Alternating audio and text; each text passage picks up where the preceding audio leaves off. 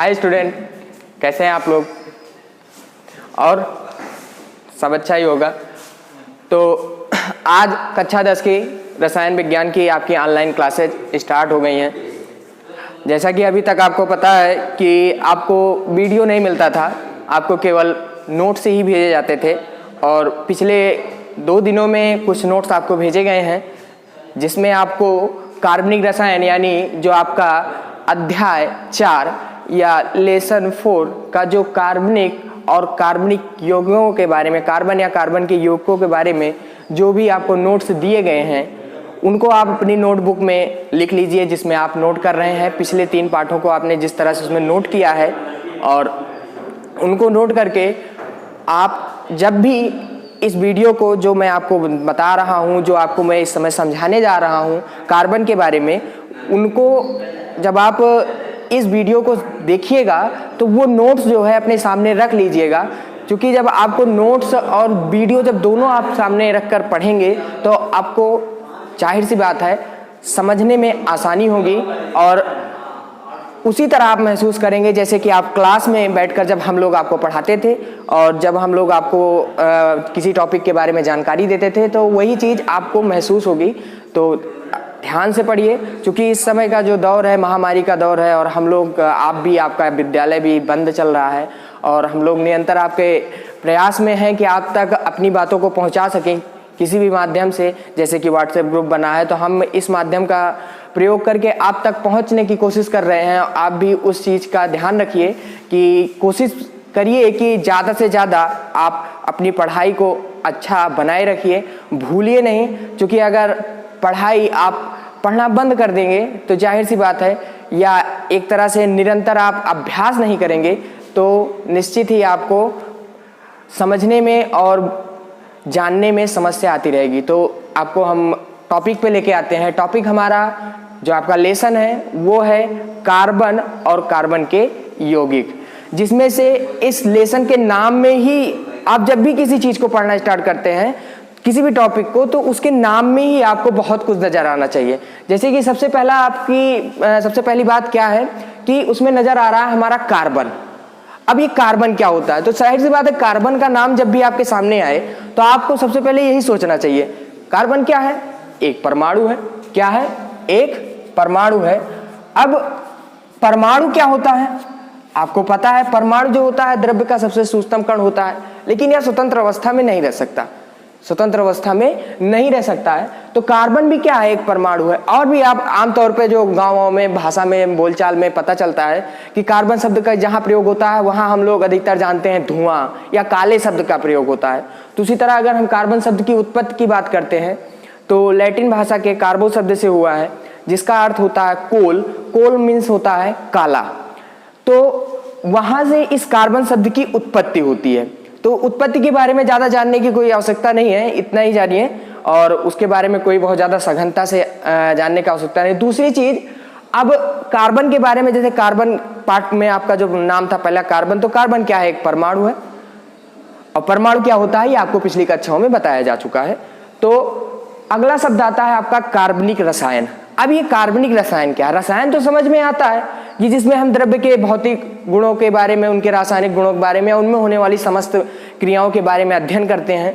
वही क्या कहलाता है? रसायन कहलाता है, जो आपको रसायन विज्ञान की परिभाषा भी है। लेकिन अब ये कार्बनिक रसायन क्या आ गया? तो इसमें एक शब्द आपका आ रहा है बीच में, ये है कार्बनिक शब्द। ये कार्बनिक शब्द क्या है? अर्थात ऐसे यौगिक या ऐसे यौगिकों का अध्ययन, या ऐसे यौगिकों का अध्ययन जिस रसायन के अंतर्गत किया जाता है। अब कैसे यौगिकों का? जो कार्बन से मिलकर बने हो। किन से मिलकर बने हो? कार्बन से मिलकर बने हो। उन यौगिकों का अध्ययन जिस रसायन के अंतर्गत किया जाता है उसे हम कार्बनिक रसायन कह सकते हैं, या हम कह सकते हैं कार्बनिक यौगिकों का अध्ययन, या कार्बनिक यौगिकों में होने वाली समस्त क्रियाओं का अध्ययन जिस रसायन के अंतर्गत करते हैं उसे हम कार्बनिक रसायन कहते हैं। तो कार्बनिक रसायन की परिभाषा आपको याद होनी चाहिए, आप उसके बारे में हमेशा आपके दिमाग में होनी चाहिए, जो कि जो परिभाषाएं होती हैं वो प्रायः जो शब्द होता है, हेडिंग होता है, उसी में निहित होती हैं। अगर आप उनकी जानकारी लेना चाहते हैं तो आप उसी में से ये समझिए, एक एक शब्द को तोड़ दीजिए और आपको परिभाषाएं मिल जाएगी। जाहिर सी बात है, हम किसी भी बारे में पढ़ना स्टार्ट करते हैं तो हमें सिर्फ यही जानना जरूरी होता है कि हम उसके बारे में कितना अधिक जान सकते हैं, और यही जो है जानकारी को एक लाइन में लिखकर प्रदर्शित करना ही क्या कहलाता है, परिभाषा कहलाता है। उस चीज की क्या होती है, परिभाषा होती है। तो यहां पर कार्बनिक रसायन की परिभाषा आपको क्लियर हो गई। अब नेक्स्ट टॉपिक आता है कार्बनिक यौगिक। अब कार्बनिक यौगिक में दो चीजें आपको दिखाई पड़ रही हैं, कार्बनिक दिखाई पड़ रहा है, दूसरी चीजें यौगिक दिखाई पड़ रही हैं। तो हम पीछे से स्टार्ट करते हैं पहले यौगिक के बारे में, जो कि आपकी पिछली कक्षाओं में कक्षा 9 में पढ़ा था। यौगिक की परिभाषा क्या होती है, दो या दो से अधिक तत्व जब निश्चित अनुपात में रासायनिक संयोग से मिलकर बनते हैं तो जो भी बनता है उसे क्या कहते हैं, यौगिक कहते हैं। अब यौगिक की परिभाषा पे हम आपको बताने वाले नहीं है, क्योंकि अब ये टॉपिक जो है कक्षा 10 का चल रहा है, तो यौगिक के बारे में आप कक्षा 9 में पढ़ चुके हैं, तो उसके बारे में हम आपको ज्यादा डिटेल में नहीं ले जाएंगे। लेकिन आगे जो इसका अगला वर्ड है वो कार्बनिक, जिसको आपने ऊपर पढ़ा था, वो चीज जिसमें कार्बन मिला, ठीक। तो ऐसे यौगिक जो कार्बन परमाणु से मिलकर बनते हो या जिनमें कार्बन परमाणु उपस्थित होता हो, वो क्या कहलाते हैं, कार्बनिक यौगिक कहलाते हैं। तो इतनी चीजें तो आपको क्लियर हो गई। जो लेसन का नाम था, जो लेसन का जो नेम था आपका, जो आप देख रहे थे, तो उसमें जितने शब्दों का प्रयोग किया गया था उनके बारे में अगर आपको अलग अलग तोड़ कर जानना है तो हमें सिंपल सी बात है, एक बात में क्लियर है कि हमें कार्बन के ही जितने गुण हैं, उनके जो यूज हैं, उनके यौगिक हैं, उनकी होने वाली क्रियाएं हैं, उनमें होने वाली जितनी रासायनिक समीकरणें हैं, इन्हीं के बारे में या उनमें जो भी चीजें हमको ज्ञात होनी है, उसकी उपस्थिति, सब कुछ आपको इसी लेसन में बताया जाएगा। एक एक करके एक एक टॉपिक को हम आराम से समझाते हुए आगे बढ़ेंगे। तो सबसे पहला टॉपिक क्या आता है, जाहिर सी बात है, जब भी हम किसी चीज का नाम लेते हैं तो अगर कार्बन का नाम लिया है तो उसके बारे में कुछ तो जानकारी होनी चाहिए। अब नाम तो पता चल गया कहां से आया, लेकिन कार्बन होता कहां है, उपस्थित कहां होता है, मौजूद कहां होता है, तो इस चीज की जानकारी लेने के लिए हमें क्या करना पड़ेगा, तो उसके बारे में जानने की कोशिश तो करनी पड़ेगी। तो अब कैसे जानेंगे, तो वो मैं आपको बता रहा हूं। नोट्स आपके सामने रख कर ही पढ़िएगा, क्योंकि नोट्स में भी मैंने ये आपको लिख कर दिया है कि कैसे आपको पढ़ना है। तो कार्बन, जाहिर सी बात है, सबसे पहली बात क्या होगी, वो एक परमाणु होता है, और किसी भी परमाणु में दो चीजें होती हैं, उसमें उसके भाग होते हैं इलेक्ट्रॉन, प्रोटॉन और न्यूट्रॉन।